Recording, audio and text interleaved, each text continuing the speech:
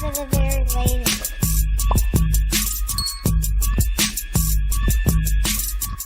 What up, Instagram, TikTok, Twitter, world, Facebook? Listen to the sound of my voice. I have a cool way for y'all to get free merch from us and support the channel at the same time. So this is what you got to do. All you got to do is, first of all, subscribe to the channel. Click. Don't cost you no money, right? Just click. Hit the bell. Yep. Free, right? That's step number one. Step number two, leave a comment. It don't matter what you leave. It could be the letter C. It could be the fire emoji. It could be the crown. Whatever emoji you want to leave on there, just leave an emoji. Step three is up to us. All we're going to do, we're going to put you on the drawing that. Listen, you can put your name in on as many videos as you want. The more videos you leave a comment on or emoji, whatever you want to leave, the more times you get added in the drawing, right? We're going to draw your name and we're going to send you the merch. Simple as that. Real easy. All you got to do, follow those steps and we will send you some merch, all right? Subscribe for the very latest.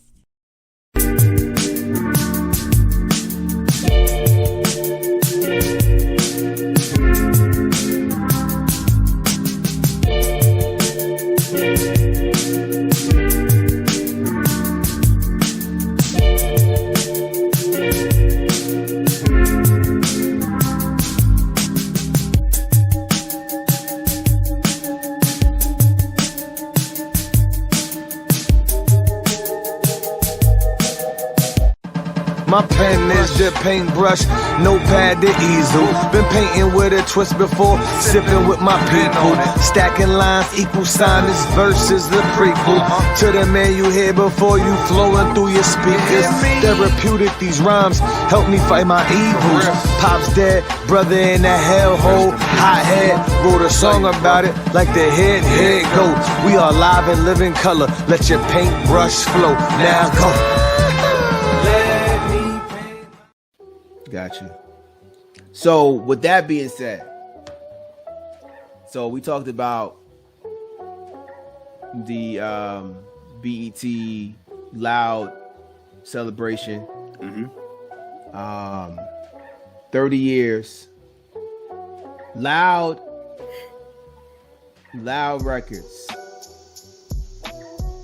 is the epitome of what hip hop in the 90s represented. That was the first label that I knew that went and got Memphis and put them on the map as far as like the world, because 3-6 to me that is Memphis, and 3-6 was Loud. You know, in that era, in that time frame, Southern music was just coming into the forefront. They were coming up. They were keeping their head up, you know, and they were competing with some of the best. Because the 90s is the best. Let's not get it twisted. Always hands down. I'm sorry, y'all. I'm sorry. It's sorry like, to be the old guy to tell y'all this. I mean, but sorry. it's like, yeah, a lot of things have come from the era of the 90s, and they're just taking it and just reduplicating it some kind of way. But a lot of things is being pulled from the 90s for inspiration. I mean, it's just what it is. 90s is the best, hands down. And so Loud Records is the only label I know also who let the artists be the artists. They didn't mess with it. They let the artists work. They let the artists produce what they want. It's not like, oh no, you need to do this and market it this way. No, y'all make the work. We gonna put it out. So that's how you get a Big Pun. That's how you get a Mobb Deep. That's how you get a Dead Prez. You know, that's how you get a Fat Joe. These artists are still these songs are still hitting because Loud let them do what they wanted to do. and they're one of the greatest. Wu-Tang. Yep, Wu-Tang. What other label would be able to work out and construct a deal with 9 members in one group? None of them. Nah, not none of them. That takes a lot of that takes a lot, man. To be able to put that in motion for and just achieve that, because I don't think at that time that was unheard of, wasn't it? Yes. All right, so There was no blueprint for them. Yeah. So no. like, There is a blueprint. what's the blueprint? Not like. I was going to go into this another time. But Well, you opened it up right there. I Bro, know. you done opened the can of worms, bro. But nah, the blueprint for Wu-Tang is the Hit Squad. Huh. That's Redman, that's EPMD, that's DOS Effects, Oh, okay. that's K Solo. Mhm. That's the blueprint of Wu. That's what the blueprint. That's what they had to work with. Now to come out as one group, that's something totally different. You know, to actually get signed by a label, because they were a collective. That Hit Squad was a collective of people who came together. People that, from what I understand, people that Parrish was producing, because Parrish had produced K Solo's whole album, his first album. That like Parrish and Eric would come together and help produce artists. You know, you had DOS Effects that they did. I don't know who did DOS Effects. Parrish might have did DOS Effects' first album too. I want to say yes. And then Eric did Redman's album. So, you know, then Keith Murray came later on after his squad broke up. But that was the blueprint for Wu. But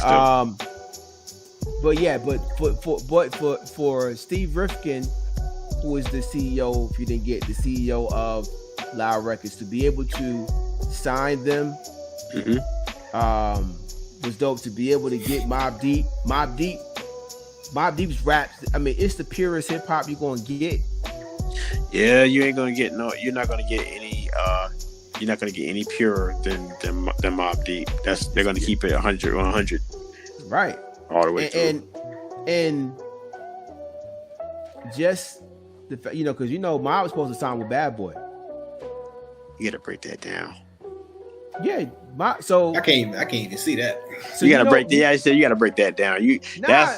You put some. I mean, I am not doubting you at all, but you're putting some history out there that I think that it deserves a walkthrough and break that down, because I can't see that, but I know. I mean, it's history, but I couldn't see that. Yeah, like Mobb and Puff were really cool. Okay. Puff is in Mobb's first video. I want to say they in Shook Ones. Yeah, you're right. Puff You're right. is in Shook Yeah. Ones. That's their first video. That's their first video on Loud.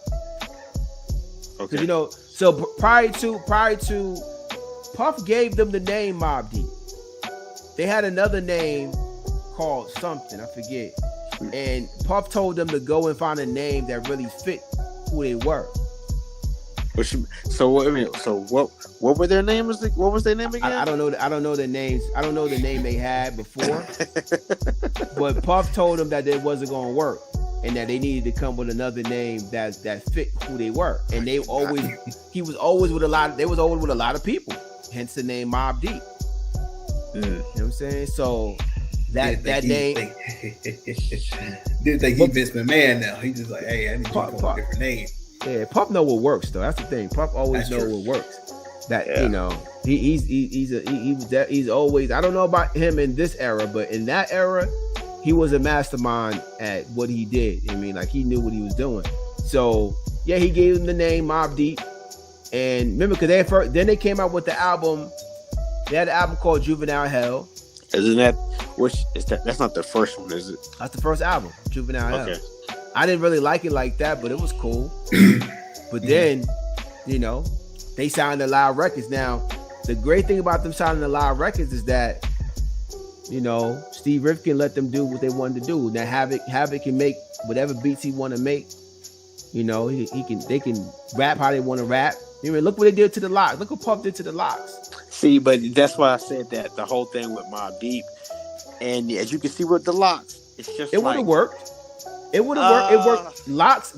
Listen. The Locks was still.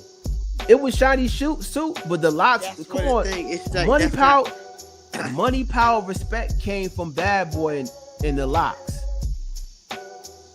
It did, but now not to say that he did the beat though. Cause I think most of course not. I think most of Rough Riders and them helped him do that beat. But what I'm saying is that it would have worked. It just wouldn't be what we got right now. If it was a go, it probably would have only lasted probably like one album, just like it did with the Locks. Yeah, I mean, but it would have worked. It would have worked. I would like to see how Puff would have sold them the idea of sprucing up the image, because it does, like when you hear Mobb Deep nowadays, you can't think of anything that Bad Boy Records stood for, and still for. They'll still, well, ain't no more to this day, but they stood for back in the time. I couldn't see how that would have worked with I don't understand. I don't understand how you don't see that when they had the Locks. I mean, well, I would have said this. It would work. One album. They had one album. They had Black Rob. But Black Rob was Black Rob after the Locks' run? This during the Locks' run. They're during the same time. Because Black Rob, you see, when Black Rob came out, his image was not Bad Boy. Black Rob is raw. Like, I know, yeah, he was raw. Right. Yeah, but he then was Black raw. Rob, like, Whoa came out, what, 98, 99? Somewhere in there. 97, 98, somewhere in there. Maybe like 98, yeah. So was the Locks, like, already kind of... They were leaving. Yeah, they were leaving out the door. That's why I said that with Black Rob, like that was. I feel that he was there. The Locks was there when he was there, but again, like you said, they were leaving. So I think that at that mindset, at that time, Puff was trying to change. He had to come about a different way. Everybody couldn't be Shiny Suit. But what you got to understand though, that the Mobb Deep would have came in the beginning of Bad Boy. They would have came in with Big. They would have came in with Big. They would have came in with all of that.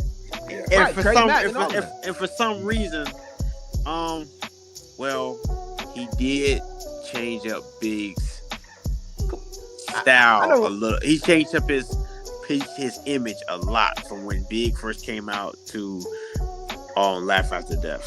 He did. Here's what you gotta understand, Puff. And we get back to Loud in a minute, but Puff is a mastermind at mixing raw and polished. He takes raw talent, he polishes it, and it's all representations of what black music is. You know what I'm saying? Like he knows that works. Like he knows how to make that work. He's done it. Like, you never question who the Locks were on Bad Boy, even though they was wearing shiny suits. That's true. You never questioned, like you knew Jadakiss was still nice, Styles was still nice, and Chic was still nice. They had a buzz. I think they had a major buzz out in the streets that followed them. But Puff forced them to change their name too. They were the Warlocks at first. Puff was like, "Yo, go home and think of another name." That didn't work at all. I cannot see it. Like, what? Really? Hey, it's a lot of things. I'm like, oh, I'm glad you with man. I don't want to derail it, but like the Undertaker, his original name, I forgot what it was. Like, thank God Vince changed. He's like, hey, bro. That ain't gonna hit. That people know what works though. You know what I mean? So, like, Clint, what's my man name from the Temptation movie who write them hits? Hold on. One boy. Why you got to Hey. bring it? Why you had to bring it Norman up? Whitfield. Hey, that was didn't know the hits. Like he Right. at that time, he was like, "Oh, I know it works." Did he throw the stack at the table too? I want to pull that knot out like the hits. Yo, Every every time. The character who played the actor who played him, was that his only role during that time? No, what you I mean? mean, like, No, that's the dude that played in I know, played but in no, Soul I'm Food. talking about for that movie. Right. For that movie, Yeah. was that the only part for Norman Whitfield in that Yeah. movie.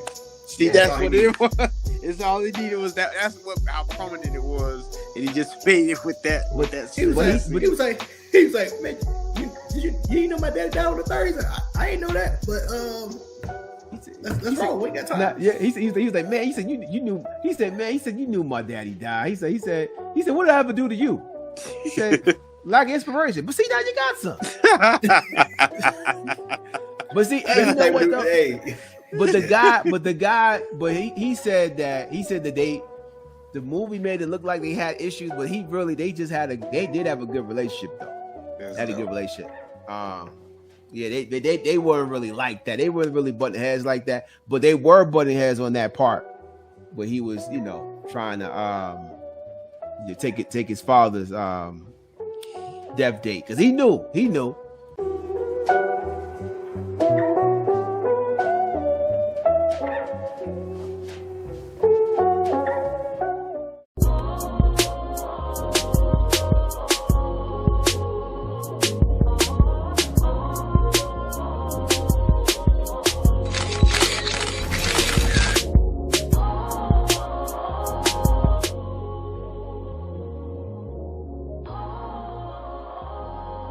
Subscribe for the very latest.